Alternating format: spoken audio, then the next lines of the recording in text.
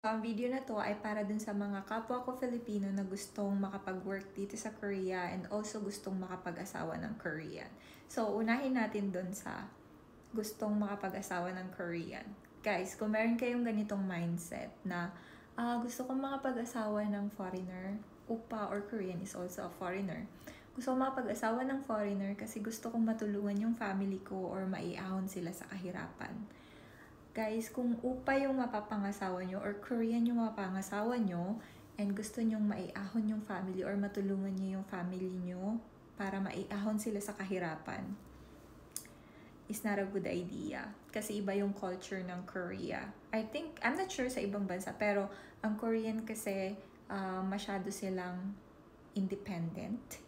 Hindi sila dependent na kagaya sa atin sa Philippines na pag once na ang isang family member merong work, parang lahat ng kapatid, kamag-anak is nakasakay sa'yo or umaasa sila sa'yo. Korean is not like that.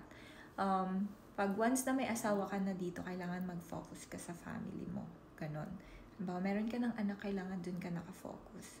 Hindi mo pwedeng isakay yung family mo, especially foreigner ka, diba? Hindi mo pwedeng tulungan yung buong pamilya mo, magpadala ka every month.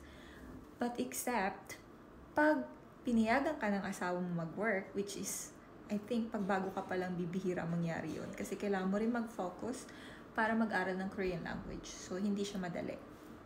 Kailangan, pag nag-asawa ka ng Korean, mag-focus ka lang sa family na buuin mo. Hindi pwedeng hati-hatiin. Hindi pwedeng pumunta ka dito kasi gusto mong mag-work para may maipadala ka sa Philippines. It's not like that. Mag-aaway kayo ng asawa mo and magkukos siya ng hiwalayan nyo or something na big problem later. Pwede ka mapauwi ng Philippines.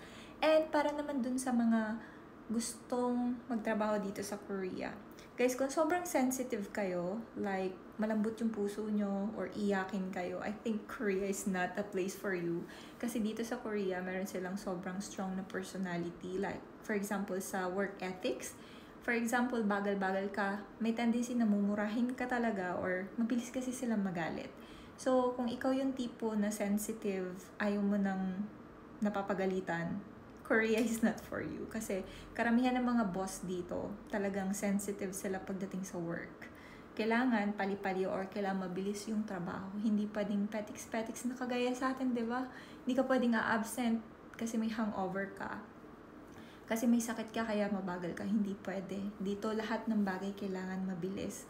Pati yung pagkilos mo kailangan mabilis. Kahit may ubo-sipon ka, kailangan mo pumasok sa work. Hindi ka pwede umabsent. So kung sensitive na tao ka, kung mahina yung puso mo, kung mahina yung dibdib mo, ay mo napapagalitan, iyak, cry baby ka, no, Korea is not for you. So, yun lang. Naisip ko lang.